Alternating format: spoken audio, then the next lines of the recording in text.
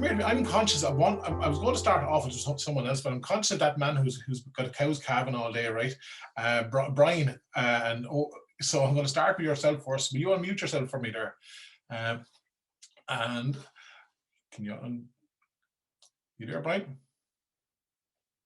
The bottom left-hand corner. Okay. Now, can you hear me now, Michael? Yeah, perfect. I'm going to share my screen with you now, folks, and we're going to just bear with it. It'll be a little bit of coming backwards and forwards and stuff like that. So I'm going to go, hang on, I'm going to share my desktop here with you, and we will go to your images because your wife had sent them into me. Now, where are they? Margaret O'Carroll. Perfect. Now, here's one thing. Tell us the story about this bullet. Hello. Yeah, can you hear me? Hello. You coming in, Brian? Yeah, you there? Can you hear me? Yeah, I can hear you, Michael. Yeah. Now, tell us, can you see my screen there? Can you see the bullet? I do. Yeah, I see it. It's very small now. Yeah. Yeah. Tell us what's the story behind that? Okay. Basically, the story was I was cleaning out a calf pen under the loft at home, and I found this bullet near the wall. Now I knew my granduncle Joe Hayes was a quartermaster in the local company the IRA. It was just a couple of townlands around here, and he was a quartermaster. So I presumed it came from him. Now, a friend of mine, I showed it to him, and he was able to turn it up the base of the bullet, and he's done research on it, and he found out it's made in London in 1919. So we think it was commandeered by the IRA from British forces somewhere. Now, Joe, one day then later on in 1920, Joe got a call at the house. It was also a safe house, and there was 3 lads staying with him that day. And they came and say, "Is this Hayes is the Ireland?" And Joe was about 40, 41, so he's an older, cooler man. And he bought time, and he says to him, "You're in the wrong house." And he gave them directions to other Hayeses. And so they went off. And of course, as soon as they were gone, the 3 boys skedaddled, and I'd say everyone else in the house skedaddled as well. So luckily enough, there was no repercussions for him. He also had a first cousin who was killed in the Bloody Sunday up in Dublin. Dan Carroll, he was a barman in Kendies of Drumcondra. And yeah, they were very cool, these Hayeses. His brother Pat was on the tech in Borskane barracks, and they were all standing at a certain position, and they'd taken 1 shot each. And Pat went up to the door, took his shot, and turned around, and he said to the fellow who was after taking the shot before him, says, "Did the mayor fall yet?" So that's the sort of characters they were.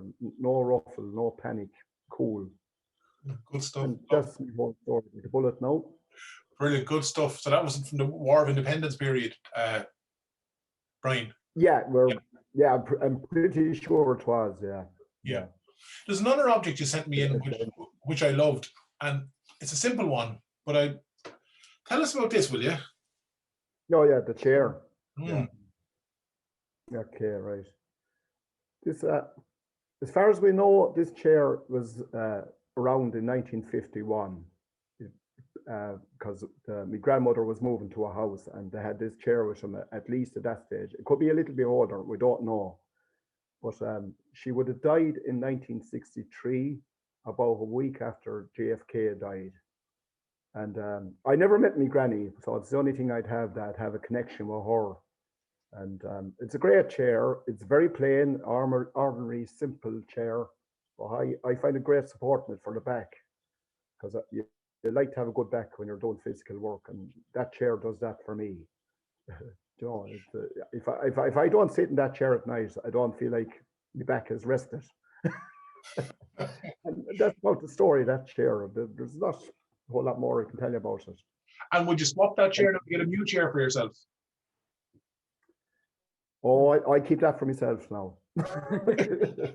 I'm even sitting on it now while I'm talking to you. Brilliant, isn't that lovely? Listen, thanks a million for that. That's great. Come here. Brilliant. Can we go over now? Can Jackie Lynch, can you unmute yourself for me? Jackie Lynch, if you can at all, and I'll just do this. I hope that everyone can see. I'm going to stop sharing for a second. Can everyone see? They can, can't they? Yeah. We'll just go along like this, this kind of pace for tonight. Thanks, Brian. Jackie Lynch, can you unmute yourself for me? Oh, you're there. Ask to unmute. And now. Isn't it amazing the connection we'd have to an object like a chair, folks, and how we think that it would isn't it incredible, really? You know, something so, you know, I always say to people even when I'm working with children in schools, if you give someone a pen and say, there's a pen for you, and it's only a pen, but if you give them that pen and hold them, when John F. Kennedy signed his signature with that, it completely changes, just because it's loaded with a history and it's loaded with a story, and that's what's kind of really incredible about it.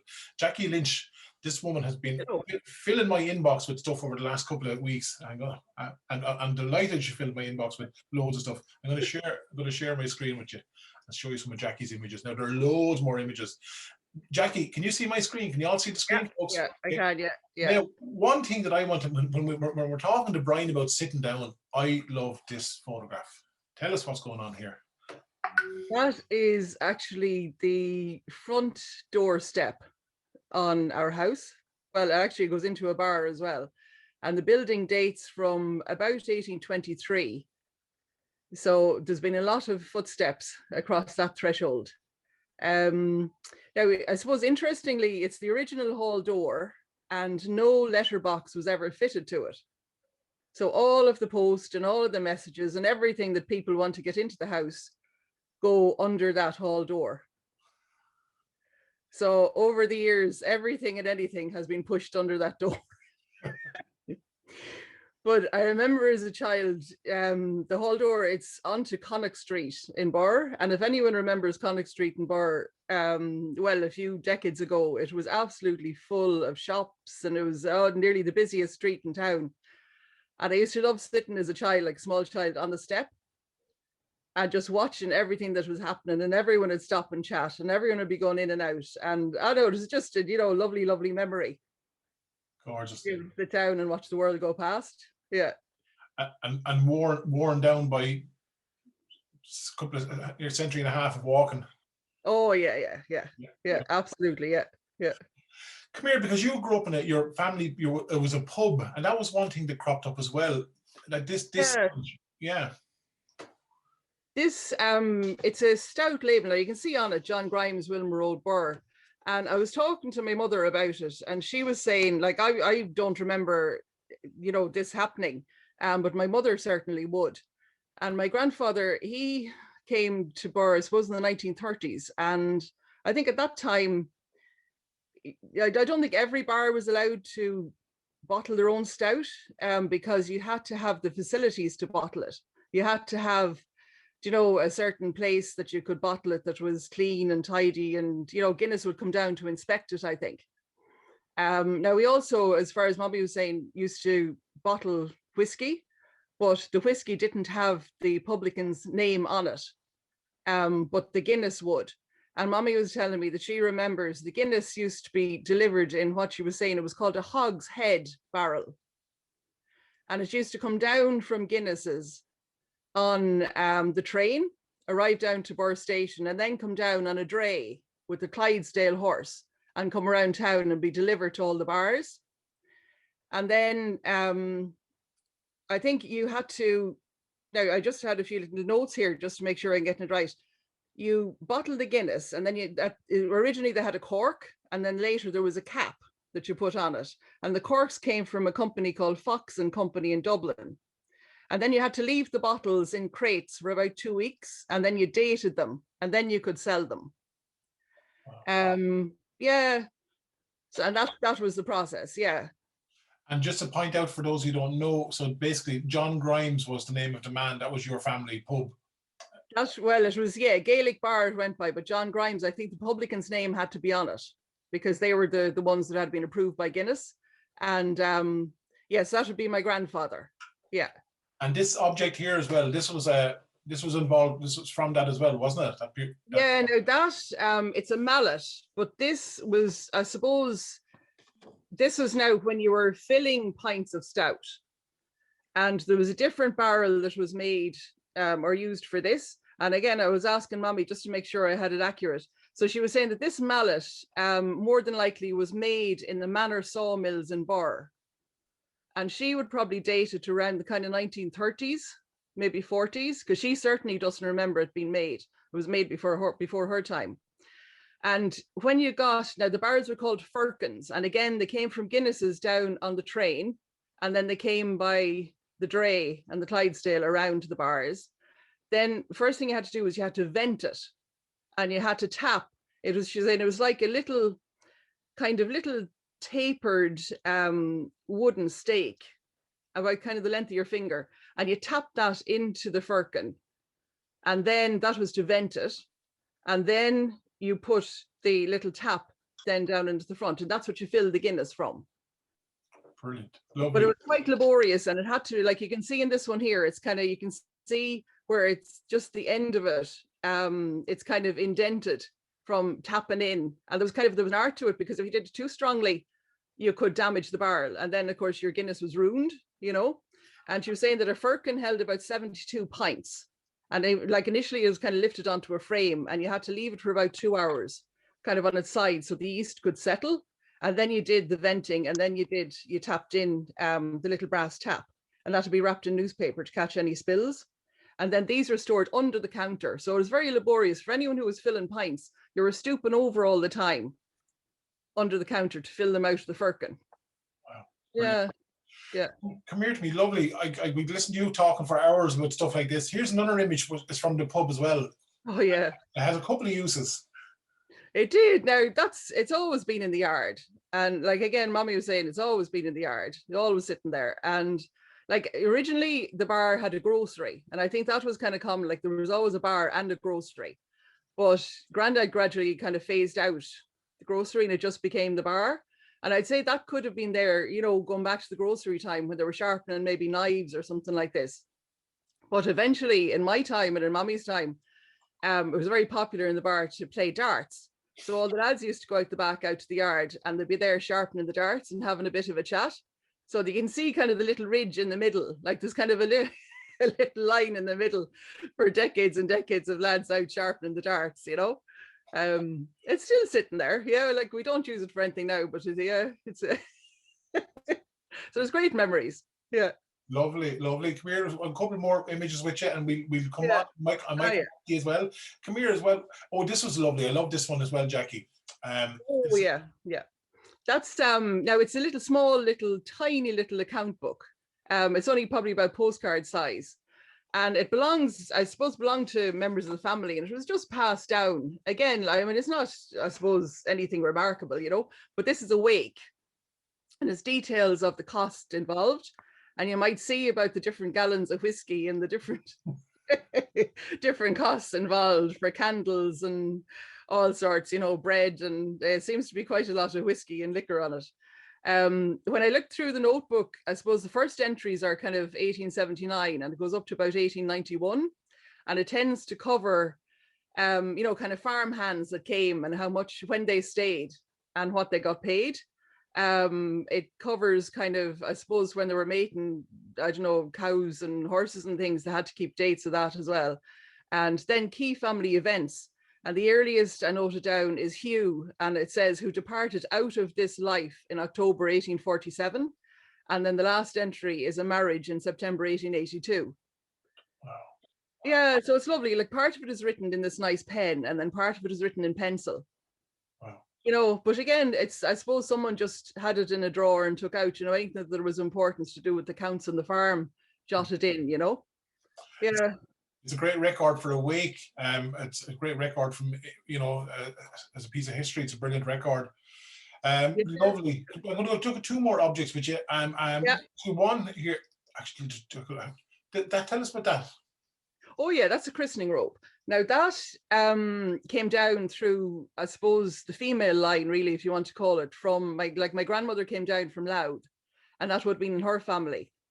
And I think we can go back probably about 5 generations, and a common name that kind of came down through almost every generation is Rose. So we have everything from a Quiver Rose to a Mary Rose to a Rosemary to, you know, so it kind of traveled down the name and the christening robe. So all of us were in that at some stage. It's, I don't know, it could be probably about, does it look about 3 foot long? And there was kind of a little undershirt as well. but it wasn't embroidered. So that's embroidered. And I'd say it kind of fits probably like up to about a 2-month-old baby, you know, maybe 3 months. Now that would be the absolute maximum, like. Yeah, so we've all been christened in it. That's another powerful object, really, when you think about it. And there's one other thing as well. This came with movement as well. You sent me this only the other day. Yeah, I did. Yeah, I know. I was looking at home and I was wondering, you know, kind of what would be interesting. And it's in the house longer than Mommy's in the house, and she was born in the house, but it would have belonged to my grandparents. And I suppose it's something that I actually did when my own daughter was born. It's a chicken bone. And I think for luck, I know I did anyway, wrapped it in wool, and you keep it then. So this chicken bone, like, we kind of reckon that it would have been maybe when my grandparents got together, maybe they got engaged and they went to visit their families, that this could have been the dinner they had, and they took out the wishbone, and then somebody would have covered it in, you can see the tricolor, but you're going back to the 1930s, so it's well worn, you can barely make out the color. And then it would have been given to them, and it's just been in the house ever since. And I did the same when my daughter was born. I just kept the first time we had chicken dinner, and I just covered it then in wool, and I just again have it set aside, you know, just I suppose to remember it, really. Yeah. I come across the chicken bone, but never came across one being wrapped like that. So that really caught my eye. And I'll end with this one, which you were, because there's something lovely about this as well. My letters. They're letters. Yeah, I had a great grandaunt, and this is her suitcase. Her name is Mary Swords, and she was a confectioner up in Baggot Street in Dublin.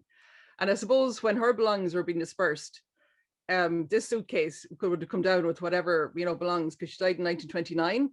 And I ended up, you know, whatever letters I had from the kind of the 1980s, I started putting them in, and I kind of up until now, because I was kind of thinking about it and thought, well, even now, I don't know, say my daughter, will she ever get a letter in the post, you know, or will she ever write a love letter? I don't know. So I just have letters from the 1980s up to kind of present times. And I remember sitting down, and sure, it wouldn't cost you a thought to sit down and write a 10-page letter to someone, you know, just in everyday events, you know. So I just have them there. So now in 20, 30, 50 years, someone might just throw them out, and that's fine, you know, but someone might think, well, sure, look, I'll go through and say where Jackie was living in 1985, you know, because even to look back at the addresses, it's fancy, you know, it's kind of, you think, God, I remember that now, I remember that house, you know. That's brilliant. It's brilliant on loads of levels. Jackie, thanks a million for that, right? Oh no, thank you, Michael. Yeah, I hope the rest of you all enjoying this, are you? Enjoying listening to Jackie? Jackie, we all live in an age now, we've mobile phones, and we're printing no photographs, and we're not saving our emails and everything else. So to be able to physically to go through a letter and open up a letter, they're again a great record. So thanks a million for that. Are we still all okay? We're all grand. Yeah, we're good stuff. Now come here to me. Here, let me see, figure out who else we'll go to. Katrina Deavery, can I pick on you for a second? Can I ask you to yeah, no problem. No bother at all. I'm going to get your images up here. I'll share my screen. And folks, if you do have any chats or anything like that, throw them in, or any questions, throw them into the chat as we're going along. We'll try to answer any questions at the end, right? So I'm going to share my screen again with you. And we're going to go to Katrina. And like I said, I just had to hand pick some images, folks. So I'll tell you what, I'm going to start with this one first. Katrina, tell us about this. Yeah, so this is 2 or 3 of those images I think relate to this same object, which is a register for members of the Pioneer Association from like the early 20th century. And my aunt, my dad's sister Mary, was the secretary of the local branch, or the local part of the organization. So this is it. Looks like it's covered in wallpaper or something, but it's a register. It's got loads of names inside, the date they signed up, you know, their address. I think it had to be kind of reviewed. It was very official, very, very formal kind of a process. It even gives details. I think the next image has like what was the date on when you had your last alcoholic drink, and it like lists every type it could be. So it's there's no escape if you're if you're signing up. Like you're not going to have a drink again officially. For and I had a quick look online. I think like it was a huge organization. Obviously, we all maybe in school, a lot of us might have signed up when you do your confirmation, but I think up to 1 in 3 people in the 50s were members of the Pioneer Association. So it was like there was huge numbers. Yeah, absolutely. My own mother and father were pioneers, and so was my grandmother. He was another one. When speaking of books, this caught my eye straight away, whatever, because there's different people of different ages in the group, and they sent in different images from school. This was yours, wasn't it? Yeah, I think I just thought any of the stuff I sent in, most of it was quite old, like it had belonged to my parents or even their parents or whatever. So this was just a notebook or official school journal. I think it was the one I had in 6th year, and I just thought it was a funny object. I'd found it in the attic recently, and it's just covered in scribbles and notes and nail varnish and glitter and like bands I liked. And it means a lot to me to pick it up. When I read through it, there's loads of little silly notes from friends and things like that. Yeah, they're important. And I'm going to have a look at this. Tell us what's this at all? The history of this. So it's my favorite topic in the whole world. Pull a brick. So I'm from Pulla, and this is the kind of like brick. One of the brick molds. There is the old brick molds and an actual brick. So they're the yellow brick that were made locally in Pulla in the late 19th and early 20th century. So we did a little history book or heritage book about it last year with the help of Offaly County Council, or 2 years ago now in 2019. So yeah, loads of people here would have been employed making bricks, and they would have been shipped up along the canal on barges to build houses in Dublin. And the church in Pulla is built of Pulla brick, and the church and the school. And lots of people here would have been employed making bricks. So it's a huge part of our local heritage. And bricks are everywhere. If you walk around fields in Pulla where there were brickyards, there's just bricks in the fields, like in the ground everywhere. And why was that? Was there a clay deposit there? Was that the reason why? Yeah, clay deposit along the Brosna, along the River Brosna. And I think Pulla wasn't the only place that made them. Of course, there was lots of places along the canal, and also Gillen Brick near Ferban. There's plenty of other, like probably part of the same stream of clay actually, but we kind of gathered information and pictures and as much stories as much as we could on what happened here, and kind of wrote the story of it. So. And the canal was important too. We forget in the life of Offaly for the movement of goods like that up to Dublin. Yeah, I think that the reason the bricks were kind of discovered may have been during the digging of the canal, and then they realized that this kind of clay was similar to kind of clay that was being used in Dublin to make bricks, and then people started to move down, I think, and were able to kind of start exporting the bricks back up the canal. And then people stayed and just kept making the bricks. And the last thing I'm going to ask you as well, were these all handmade? Will you find some bricks with fingerprints, and not fingerprints, but hand? Yeah, they were, and it was very, very difficult, very, very laborious, hard work. I think they used to make something like 5,300 bricks a day, and so the molder and the person who was making the bricks, they would have had to like bend down and fill the mold from the clay on the ground, or a bucket or whatever was beside them. So it was very, very difficult work. And I think we didn't find any with handprints on them, but we did. Apparently there were bricks called dog bricks, which were when they were laid out, when overnight dogs or foxes or animals might walk on the bricks, and they'd leave little footprints or paw prints. So there was a thing called dog bricks, and they were often used locally for houses, and there's nothing wrong with them. They just were imperfect. So. Oh, that's lovely. That's a great picture you painted there. What's lovely, isn't it incredible? He's just an object in the story and device. Just we can bring you somewhere else. Thanks a million, Katrina, for that. That was great. I love the term dog bricks, isn't it? It's great. Yeah. Oh, brilliant. Come here to me, Tal. You're all okay, aren't you? You are. Yeah. I'm going to go to Enrique Cullen. Enrique, you're unmuted there, are you? Can you hear me? Hello, Enrique. Hopefully your sound is going to work. Yeah. Hopefully your sound will work. Yes. Come here. I'm going to share my screen and show your images. Right? Is that okay?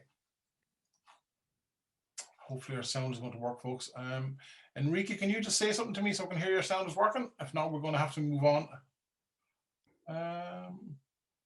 It's not working. The joys of internet connection, lads, sometimes, unfortunately. Enrique, tell you what you do. Turn off your video and stop your video. That might help with your audio, right? But can you hear me now? Hello? Hello? If not, we'll move on to someone else. Now, let's see. We'll go to Connie. Connie, can you hear me? Ian, can you? Connie, come in, Connie. Where is she gone? Can you unmute yourself, Connie, for me, please? Can you see Connie there at all anywhere, Katrina? This is the bom bom bom. If not, no. We're getting two. No. Connie, is it? No, I don't. Yeah, Connie, I have you there, Connie. Yeah, Connie, you unmute yourself, will you? Yeah, you weren't letting me on mute there for a while. Was it? All right, you put your hand up and give out to me and tell me to unmute you. Right, come here to me. I'm going to go. Yours are completely modern, but you've got an extra neighbour with you as well, John. Which we might as well stick with the two of you when we're done, when we're there. Is that okay? Yeah. Yeah, perfect. Yeah? Brilliant. I'm going to share my screen with you. Connie, tell us where are you at all? Dangan, Dangan, so County Offaly, obviously, but Dangan, so North Offaly. North Offaly, brilliant.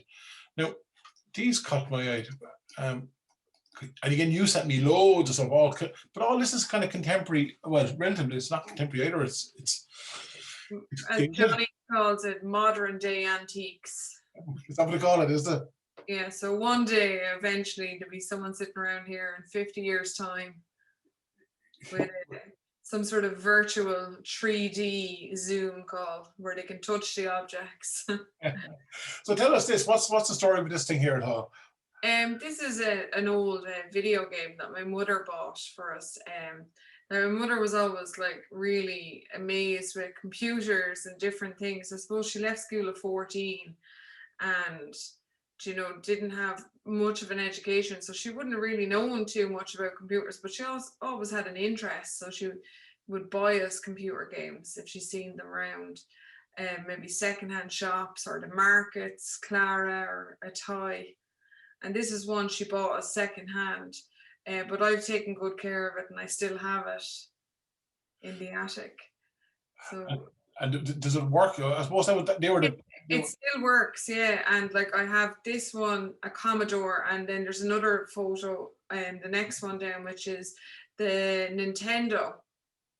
And actually, this, like, I have a good story with this one because I was saying we had a television in our house and we got it from Kilroy's in Tullamore, which is a well-known store in Tullamore. It's closed down now, and you used to rent your television off them.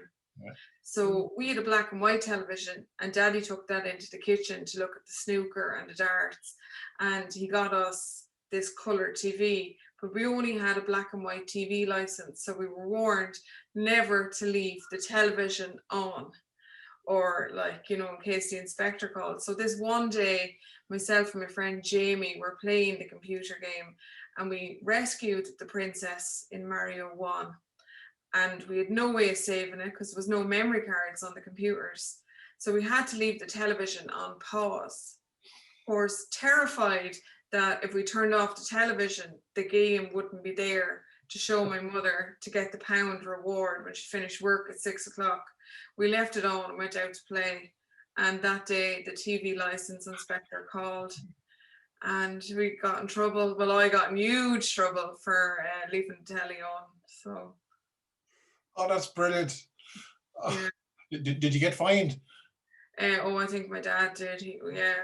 I think I got the wooden spoon, as my friend said. She asked if I had the wooden spoon to show you tonight. Oh God, that's incredible, really. And that's not that. And in the scheme of things, this stuff is not long ago. But exactly when you talk about the renting of the TV, that was done all over Ireland. Every county in the country, you'd rent a television or you'd rent the video recorder. Oh, definitely. And my father passed away in 2008, and we didn't realize he was still renting the bloody television. because they sent us a letter and said, "Ah, listen, you can keep the television. It's okay. Don't worry." Like. Oh, that's incredible. Thanks for sharing that with us. Come here to me. There was just to let you know, folks. Connie sent me in tons of stuff as well. But one of the things which kept cropping up, which they are really, really interesting, they're very local, but little newspaper cuttings and things. You know, obviously the GAA was huge, and All Ireland winning Ireland was huge. Again, to some people outside of Offaly, this might be the most exciting. But Connie, you obviously kept it up for a reason. Oh yeah, 1998 was like a dream year in hurling for Offaly, and we won the Liam McCarthy Cup that year. So there was huge celebrations, and I went on the bus from Dangan here. Actually, I'm a Killy native, but I went on the Dangan bus because a woman called Magella Quinn, she got us this ticket. It was like the golden ticket, like Willy Wonka and the Chocolate Factory, to get a ticket to Offaly playing in an All-Ireland. So I was happy with myself on. I went up, and £12 to get in, a little bit expensive because it used to be £2. Yeah. So to pay the £12, and then I splashed out and I bought the programme as well. So it left me fairly broke for the day, but I was delighted that I have it now. And when the lads came back to Tullamore and with the big homecoming in Market Square, I passed up the book to them and a pen and said to pass it along. And I think most of them signed it. So I was pretty happy with that. That's brilliant too. That's lovely. Another thing, I'll just throw this random photograph up again. This was just a newspaper cutting, but they're important too. Those newspaper cuttings, you know, a generation kept them up. You know, probably not as much now. No, I suppose I got that from my mother. This is one of my mother's scrapbooks. Yeah. She went to the vocational school, which is Tullamore College now in Tullamore, and for the civics class, which is CSPE now again, she had to collect newspaper cuttings and keep them in scrapbooks.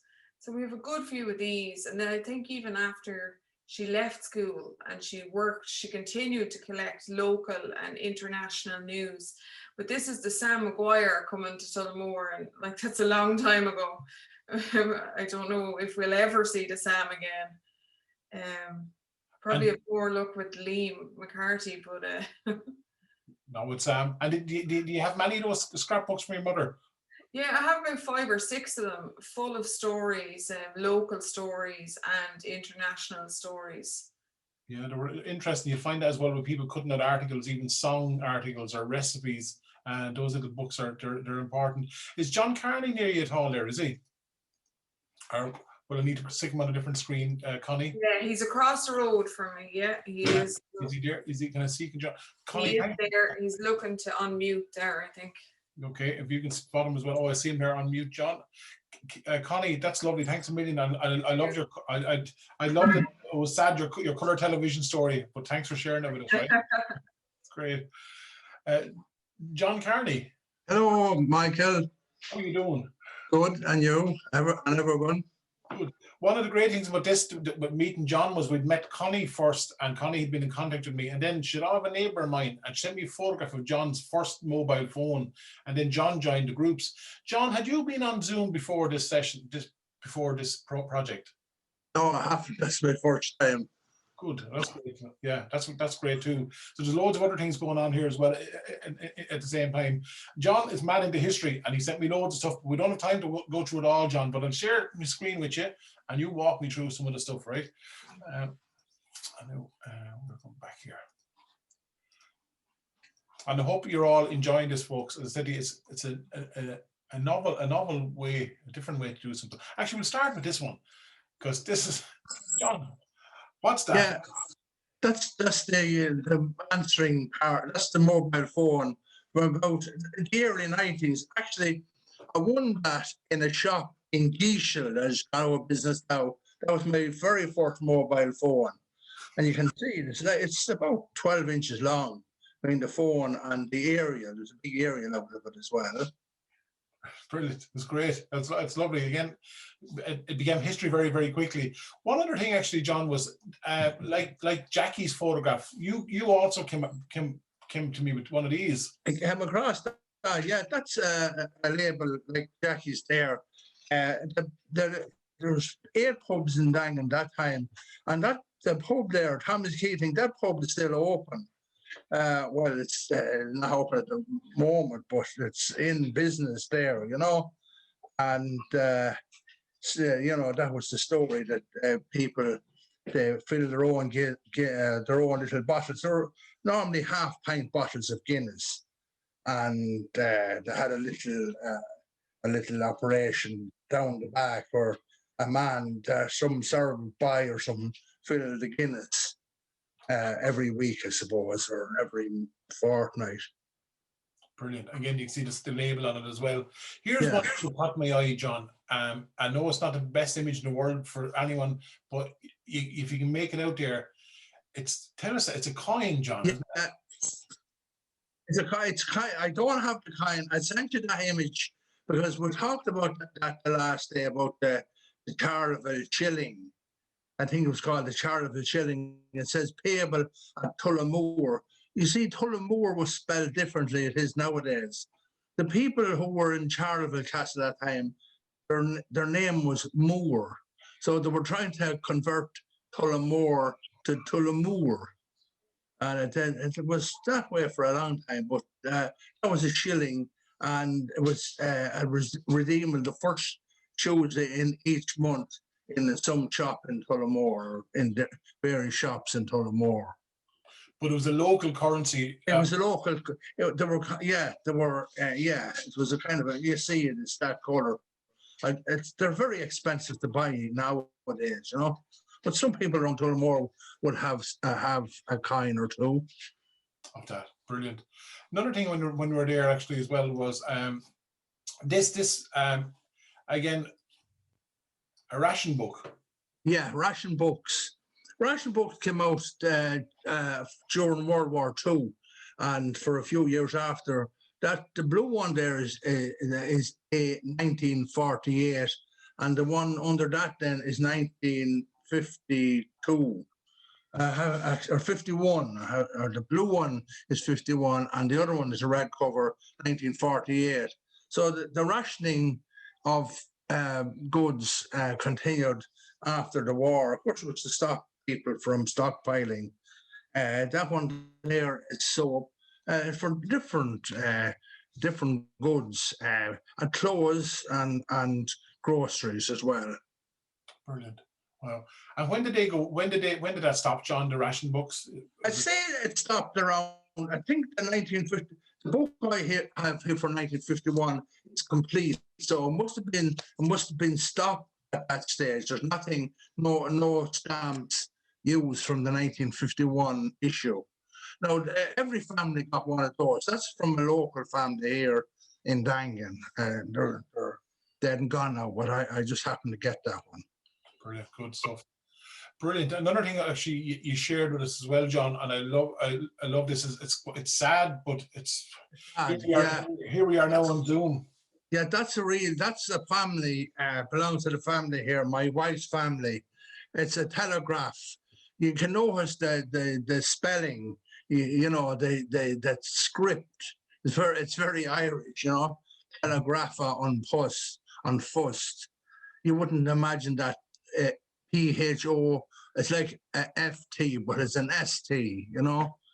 But anyway, that was issued in 1954. My wife's grandfather had cancer, and there was no nursing homes at that time, so he was in the county home in Tullamore. It was there prior to the or around the time of the hospital, the new hospital in Tullamore, as we call it. But that man had cancer, and he was interred he was in Tullamore in that county home for a long time, and he died in 1954. And you can see there, it was written to Mrs. B. Dunn Armour Crohan Dangan. Patrick Piggott died at 1 p.m.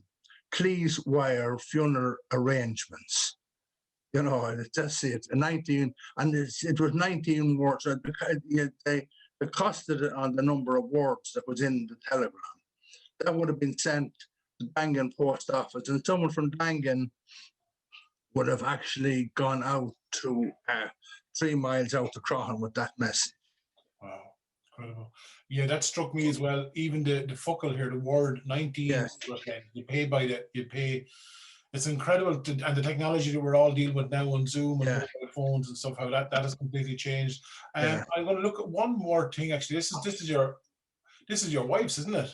That's why that was used in our old house. It's iron. It's about 30 inches long, and it's probably made in the local forge, Casey's Forge in Croghan. And you see there's 3 prongs, and you put your slice of bread in that, and you held it to the open fire to toast it. It's lovely, lovely, handmade, and again, loads of people will remember that. And this, I'll end with this one with you, John. Can you tell us? Right. Yeah. That's again like Jackie's. That's a christening robe or dress, and it's short. It's about 28 inches long, and a little cap with it. And that is it's over 100 years old, because it was used. It was my wife's mother was christened in that. If she was alive now, she'd be over 100. And so maybe people before, it seems to be of cotton, and the little cap seems to be like a silky finish on it as well. It's gorgeous. It would have been used out in Croghan, here near Dangan, County Offaly. Brilliant. Lovely, John. I could listen to you for hours with all the objects you sent me, but we won't have time because we're trying to get through everyone with the hour. So thanks a million, right? Thank you very much. No bother at all. I hope you're all okay. Are you? You're all still there? Good, brilliant. I just want to double check. I'm looking around the room here. Actually, I'm seeing a man here that I haven't. Richard Kelly. Can you unmute yourself there for me? And I've never met Richard in person before, only through email and through text. Ask now, bottom left, and we'll. How are you getting on? Very good, Mike. Very good, thanks. Good. I've got one object from you, but I like it. And it's a little bit of ephemeral, which is lovely. I'm going to share it here. And just for design, there's a little bit of a buzz coming in your thing, Richard, but we'll try your headphones, right? Can the rest of these hear, Richard? Yeah. So I was going to back here, and Richard Kelly. Now, here we go. Now, I know the topic mightn't be to everyone's taste, but as a poster, Richard, tell us, where did you get this at all? Well, it's kind of a sad story, I suppose. My mother passed away quite recently, last October. And I suppose afterwards, and you start, you hear me now? You do, yeah. Yeah, she searching for birth certs and everything else. I pulled this out of a cupboard. I've never seen it before, lived in the house all my life, so I don't know where it came from, but I'm presuming we had a shop. My grandfather had a shop. My grandfather was out, he died before I was born, so he died early 60s. So never met the man. So I presume it was on display in the shop, and it was wrapped up, put away at that time. Wow, it's in great order, isn't it? It's absolutely magnificent. The paper is having it beside me. It's so flimsy but it's perfect condition. There's a few creases in it, obviously, but because of the way it was folded, but it's in perfect order. Yeah. Wow. You were the first person to send me an image, Richard, when we started, and that struck me. And I'm glad you decided to join us tonight. And I'm sorry to hear about your mother. It's an interesting one. It's funny. My mother passed away about 2 years ago as well, and it's funny. I went through her stuff as well, and I found loads of bits and pieces kept up. You know, bits and pieces that you'd be kept up for if you were in the paper for something, or there was a newsletter, or that kind of way. People hung on to stuff like that, didn't it? Little newspaper cuttings. They did. I've found I haven't, because our family can't come home. The house is still as it was last October when she died. So nobody. I've been in the house since. I'm a brother, and that's it. So we'll have to go through all that in the coming months when lockdown stops, when the rest of the family can get together. So But yeah, it was interesting. I found loads of paper cuttings of myself and all the rest of the family, stuff like that. Yeah, her wedding photos, stuff like that. I'd never seen before. You know, she got married in Lourdes, I think, in whatever. So I never saw the photos before. So brilliant stuff. Yeah, great memories. Yeah, good stuff. Great and good. Thanks a million for sending that on to me, right? No problem. Thank you. Take care. Thanks, Richard. Right, and all the rest of you. Okay, your grandson, aren't they? We're all grand. I want there's the Carroll family. I want the Carrolls to come in. Patrick Carroll to come in. If someone can get, there's a Seamus Carroll and Patrick Carroll sent me some stuff, and again their cows were calving today, and they were outside coming in and out, and I hope they can hear me if they're there. I'm trying to unmute Patrick Carroll. He's in here, but if not, I'll have to skirt through. Well, let's see. No, he's not there. Who else am I missing here at all? Enrique, can you hear me at all? Enrique and Mary Weir, and we'll get to these really small single objects. And Rosemary, I'm going to give you Rosemary Langtree. I'm keeping you till the very end, right? So bear with me. Enrique, can you hear me? Can you hear me now? Hey, we're in. Come in. I can hear you, but can you hear me? Yeah, happy days. Hey, happy days. Good stuff. Come here. I'm going to share my screen and show some people and the objects you sent me. And there were hang on at all. No. No. Look, no, that's not me. Oh no, I can hear you. Can you hear me? I can see cursing in now, so it's not me. No, no. There's what you sent me. Can you see your screen? Not yet. No. Can everyone else see the screen? Can I get a thumbs up? Yeah. Yeah.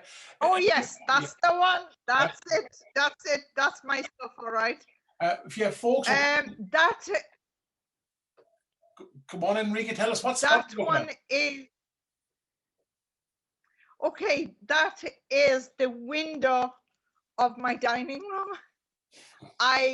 We purchased the ex-Church of Ireland church in Durrow, at the Four Roads in Durrow, and that is the east gable wall windows. There are 3 lancets and the rose, and they just show the fruits of the harvest. The beauty of that one is that even if you took them as single pieces, the 3 lancets, they could make a stand of their own. Do you know what I mean?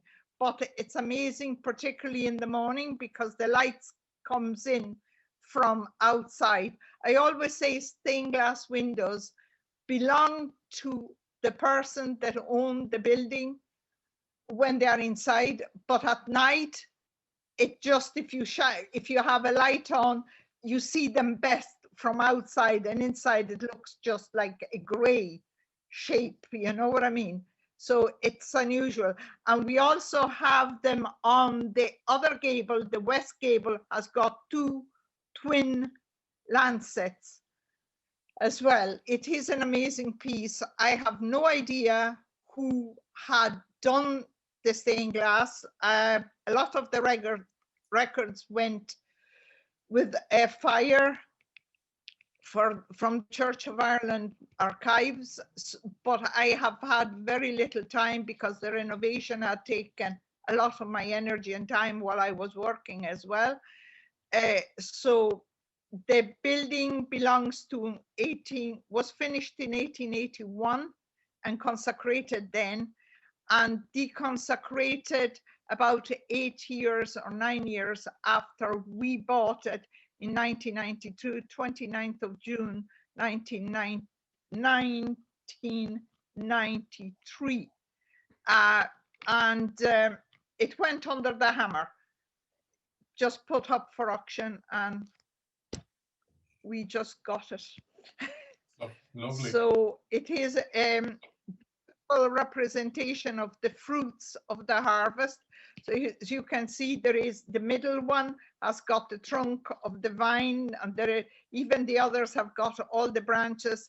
There are ears of corn, there are poppies, there is a lily there in the middle one, there are daisies.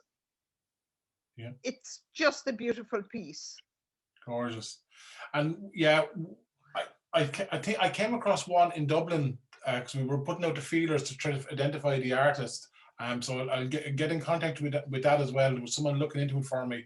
It was a gorgeous piece of work. Come here, Enrique. This is another little artifact you found in the church. Can you see that? The little rules for the That is actually it's an unusual little thing. It is just a piece of paper about A2 size, backed by a piece of cardboard, which I obviously framed straight away because it's quite flimsy. Now, the actual site where the church is built on, or the ex-church is built on, and the graveyard was going to go into, it was donated by by Ottaway Toller. The Toller family had all the property, include the domain where now you have the Doro cross sitting, was found. So it was part of what used to be St. Columkille's monastery, which a lot of that is unusually because it hadn't been dug up or, you know, found a lot of stuff from. So it's still quite at a natural state. They found few pieces and those have been now moved into what was a little church on the grounds of the domain. And there is also a well where the farmers, the 9th of June here in Doro is a special day. It's called St. Columkille's Day. And they have the Holy Communion there and people go to the well and they take the water from the well, the farmers, to use if a calf gets sick or a cow, they use it for them to drink it. So that, but attached to that, you see, when it went in disrepair, the little chapel that they had built on the site, he gave a piece of land here at the Four Roads in Doro, and they built the church and they had the graveyard adjoining it. Lovely. It's unusual in the fact that the graveyard is not coming lapping to the doorstep, if you know what I mean. It's a separate issue now altogether. That's why they were, when we bought, they separated it and they have their own entrance. But the rules were made because they wanted to ensure that certain regulations were adhered to. Lovely. Now, I took the note here. It was approved, the burial properly, in 1923, and the regulations were approved for that. And they gave prices of different things, and they had a warden as well to make sure that, say, the headstone writing was correct, that there were certain regulations. You couldn't put trees or shrubs on the graves, things like that, where, you know, it was all stipulated and agreed by the vestry committee. And I found that just the first time I properly took possession of the building, and it was in the vestry, which is now my kitchen, right. Just sitting there on a string, little string hanging off a tiny little hook, you know. Brilliant. And at that stage it was long stopped. Brilliant. Come here to me, Enrique. We're going to have to stop you, unfortunately, because we want to get through everyone. But listen, thanks a million for sharing that with me. And I loved the story of the 9th of June of people taking the water and putting it on their calves. Come here, we're nearly at the end. We might go over a few minutes over. If you need to run on, do run on, because I've got about 2 more things to show you. I tell you what I'm going to do first. I'm going to just share a screen. I hope share my screen with you. And for people who are not here, I couldn't make it. Some people don't use this technology, and I just wanted to make sure that they get a look in. So I'm going to share my screen with you, and I'm open up a folder here. I just want to show you this man here. He's been trying to get on Zoom all day long and he could not do it. Martin Roberts. And just want to let you watch this. Can you all see the photograph of the hurl? And this was made by his grandfather, Mick the Gibby Bryan, he called it, and it was one of the last hurls he made. Now, if you notice this, for any who's interested in hurling, you'll notice the shape of it. You notice the boss is different. You can see the evolution of hurls over the years. And what's lovely here is that I think Martin was telling me he took apart his grandfather's workshop and he found all the old bits of hurls and things. Also found his stamps for stamping the hurls, right? So that's incredible just to find that. And he laid out some photographs for me one day as well, just to show you. So if any of you are interested in hurls and hurl designs, you can see the difference there between the hurl that was made 50 years ago and a hurl that was made maybe 10, 15 years ago. Right, so there's a huge difference there in the design, and that would have changed over the years as well, over back into the early part of the last century as well. Another thing that he sent me was that his father and his grandfather, Jack and Jim Roberts, they were cobblers, and he had all their tools. And that was just lovely. That's a museum piece in its own right, just that as a display. So you have the last or the single last for fixing shoes and all the bits and pieces that he sent me. Again, just lovely. And again, this is from a man who just took photographs on his phone and sent it down to me. He even had, if I'm correct, the bag of nails that his father and grandfather used. Again, a complete art, a complete craft that is gone. So that's Martin Roberts' photographs, and again there's more and more and more, and I'm going to go to show you another one as well, another series of photographs again sent to me by Paddy Carroll, and it's his uncle's Seamus Carroll's collection. Now, Seamus is a huge collection apparently, but these are just some of the objects. Here is a spoon by a chap from Kerry, Michael Dunford. And he lived in Edenderry, and he was killed in action in France in 1917. And that was a spoon. Other things as well. There was even very local stuff from County Offaly. There was a company called Good Bodies who made cigarettes in Tullamore, and they closed down. So you had that. Again, it's very local stuff. Again, religious material. I actually have my grandmother's badge from this, the Eucharistic Congress from 1932 it was. So again, he has all this. If Seamus was here, he'd be able to tell me these stories and what, their own family connection to them. So again, lovely, again, from a period of our history. One of the things that caught my eye as well was this. He sent me on a series of images of little hand-forged, locally forged farming implements, and this was to be pulled by a donkey, and this was to level the drills, spud drills, just to level them down, and that was to be walked along by a donkey.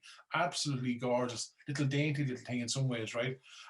Also, these were the thatching tools belonged to his own grandfather or his father. Again, what he would have been used to thatch with. So the eye, and you've got all this here. Absolutely lovely, lovely, lovely object. And I wish the man was here, but in time we'll catch up. We'll do that. Again, there's another little handmade grubber for weeding. Again, to be pulled by a donkey. This one was to be pulled by a donkey. Again, another object was a little thing that was in the family for years. He said it was a little children's potty. He said a little children's potty. It was in the family for years. Another thing he sent to me was this. Was the Free State Constitution, the book. But what caught my eye here was the black diamond.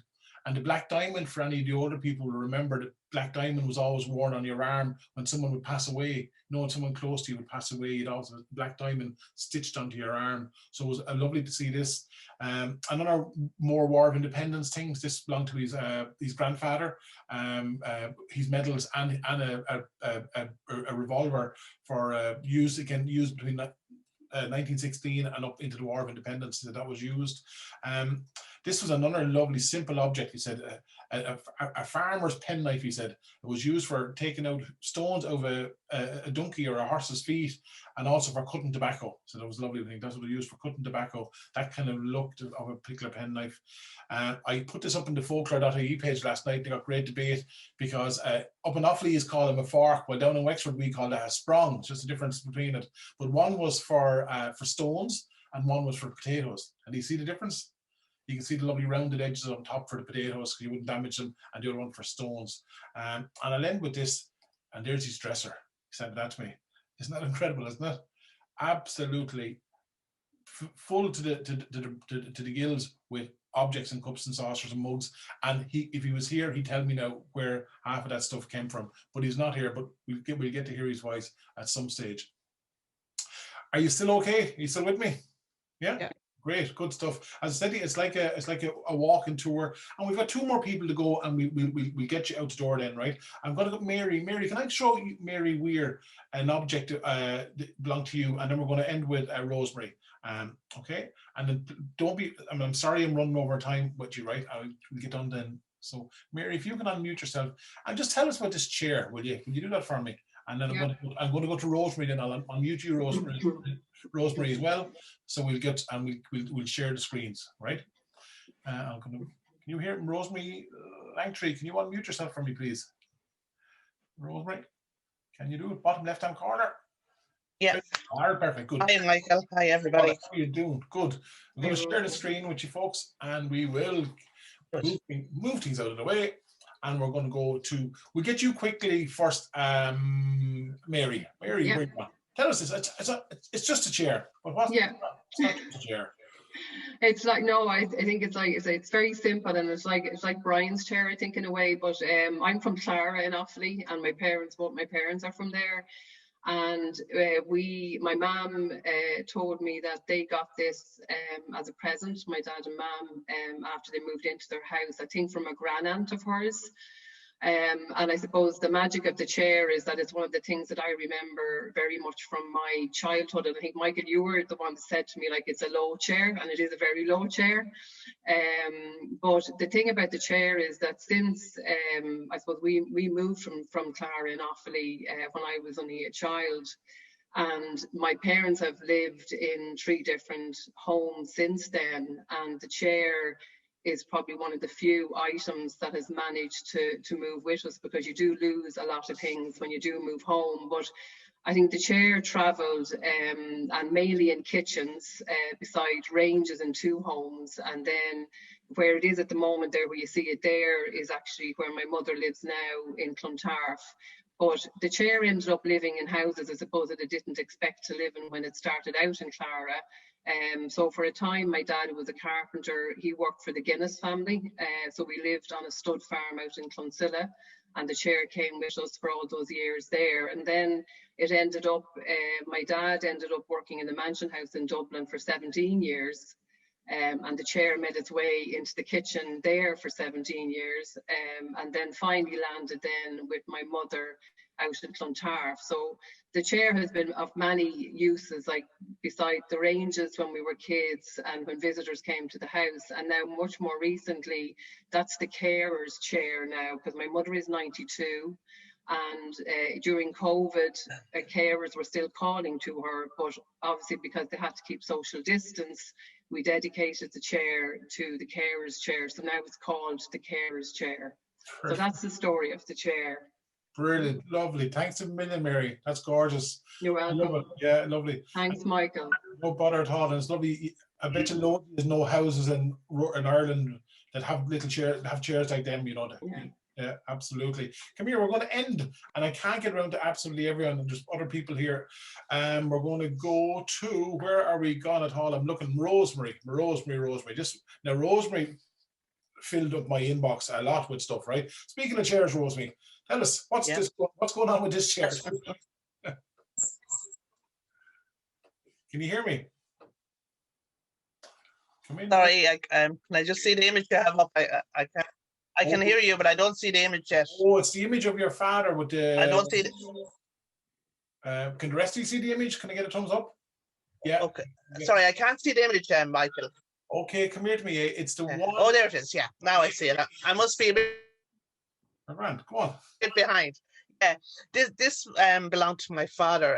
It's an old hay bob as far as I know, but he took, I think, the on himself to add more seats. Not all them seats should be on it, but he had a lot of old machinery, so he added on the seats himself onto it. So I have it in my garden now at the moment. So yeah, I love that piece. And the minute I saw that, I said to myself, I bet you people sit there to get their photograph taken, and do they? Yeah, actually I have a lovely picture of my grandkids and my sisters on it there. Just taken last year. Yeah. So yeah, it's a nice nice place to take a picture.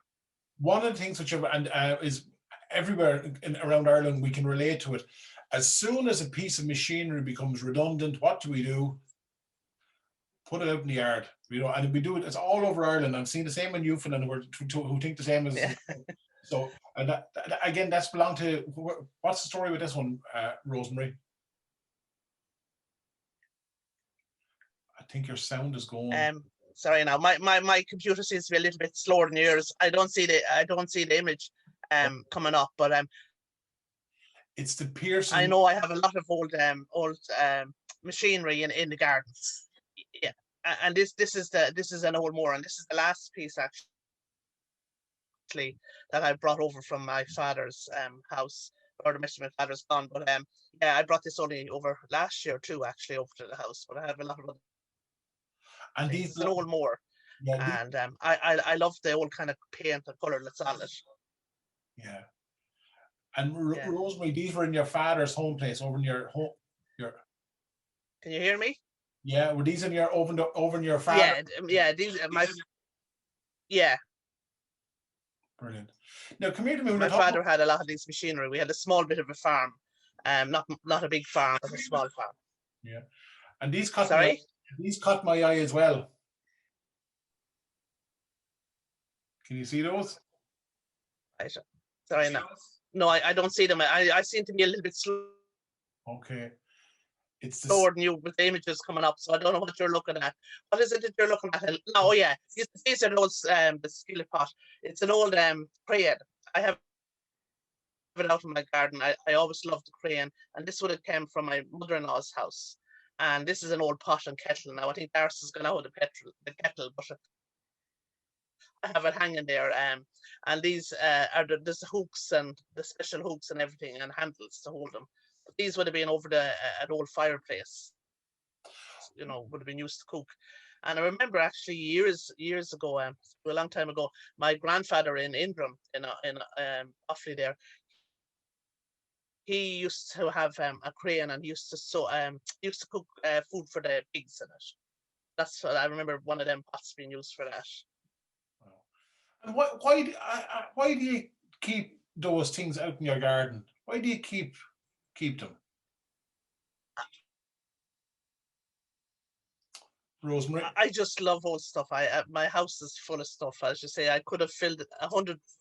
I could have filled a lot of. I have so many stuff. I just love old stuff. I love stuff with history, and I love kind of the memories of them. And I also love the fact that somebody I know might have used them or that kind of thing. So I find they're very important to me. I should say I have old phones. I have old clocks. I have everything. Yeah, lots of old stuff. Yeah, the churn. This is an old churn. This is up on top of my kitchen press. I remember my mother making butter in this. Yeah, so we had a big family of 12. There was 12 of us in it. So she had she used to make the homemade butter in that. So I remember that being used. Yeah, that struck me there. That's why I pulled it up, because I knew. And also, there's another thing here. The idea that someone belonged to you has put their hand to something is really, really interesting. And this is another object that someone put their hand to. And I'm sorry. Yeah. Oh yeah. Yeah. This was only lately when you did this project. I actually didn't have this object, but I went over rooting in my father's shed, and I found this, and this would have been an old shears for the sheep, shearing the sheep. So I actually love rusty stuff and old stuff. So that really appeals to me. Even though somebody, I know my husband, if he had it out in the garden, he'd be painting it all up lovely. But I like the look of the old. Yeah, and that was your father's, wasn't it? Yeah, that was over. Yeah, that was over in his shed there. So there's two more objects I'm going to run by. Actually, there are three. I'll let you look at this one. Tell me that this caught my eye. The color. Okay. Yeah. Do you see that? And yeah, sorry now. I'm just a bit. Oh yeah, this is an old press. This is up in my mother-in-law's house, and actually just this evening, I'm after giving it another coat of paint, the yellow paint. It's a press. I always remember her having this press, and it's one of the door on the right hand pulls down. It's like a pulley down, and you put your bread on that. That's where she should put her bread on it, and it's in her house. Well, in what I've just moved up my art studio up there now, so it'll be in my art studio. But I love old stuff, so yeah. Yeah, it's lovely. They're all back in fashion now. That's an old press that has a bit of history as well. And Yeah, and she used to always have an old radio on top of it. on top of that, an old radio used to always be on top of it. So this caught my eye as well. yeah, on top of that, yeah, there used to be an always. Yeah, and do you see that? What's this now? Sorry, Michael, I'm just a bit slower than you with the pictures coming in. Oh yeah, yeah.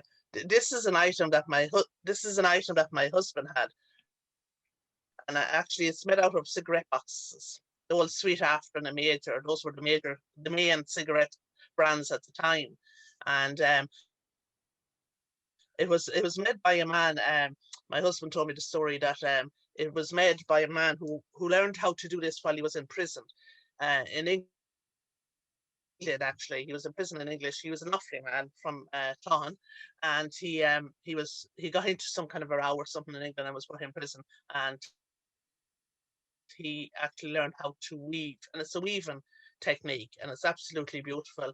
He made another object which would have been a tractor and a harvester behind it, and he used to work in Bournemouth, so that's how my husband knew him. So he actually made that, I think, when the weather would be wet and they wouldn't be doing anything. He set and he made that. So that was, yeah, it's really unusual. It is really unusual. Come here to me. We're going over time, and I'm conscious of people keeping people right. Rosemary, they're fantastic, and I'm sorry, but it's a bit of the delay in hearing you. Come here. Thanks a million for those. Will you do me a favor? Will you go onto the Facebook page Around the Faithful Homes, and there's an album. It's called Around the Faithful Homes, and there's an album of 150 of those objects. Some with stories, some with one or two sentences and more. If anything, whatever, just lovely to look through them, and even spark memories, to spark conversations, and it's just brilliant. And I get a feeling this project it will grow legs in some ways, in different ways. So listen, thanks a million to Rosemary, thanks to all of you for Brian, for everyone for coming and giving me your time and sending me those images. It was lovely. There's a whole, and Connie and everyone, and a new Babs over there, right? And to Claire in the Arts Office and the Offaly County Council for supporting us, for bringing us here, because we wouldn't be here. The bottom line is here, projects like people like me would never get, this is our, we wouldn't have an income, we wouldn't be working on projects without support like that. So I really value and appreciate that. And for the people who've joined in, thanks a million for joining in for an hour and a half on your Sunday evening. And I hope you enjoyed it and got something from it as well. That's the kind of most important thing. There's anything, if you've any questions, don't be afraid to ask them, because I'm looking in the chat here now, because I'm a bit of a one-man band here now. I'm looking down at 75 chats and said, oh, Jenny Mac, how am I going to answer all those? But if you want to unmute yourselves, you can. You're allowed to unmute yourselves and unmute yourselves. And if you want to ask questions, do. But if not, we could call it an evening. Anything else? So does not. No. Brilliant. So come here to me again. Go to the Facebook page Around the Faithful Homes. And for those of you who don't know, who are not from Offaly, Offaly is known as the Faithful County, and that's where the name came from. The Faithful County. That's where it came from. So listen, thanks a million for your time, and go over to the Facebook page and get looking and sharing and getting the conversations going. And we'll see you again. And the most important thing is take care of yourselves. And if you have any more objects, though, lads, you can always send them in. Sure, Facebook won't refuse more photographs. So good night and take care of yourselves. All the best. Slán. Thank you, Mike. Thank you. Michael. Thanks for coming, everyone. Thank you. Thank you.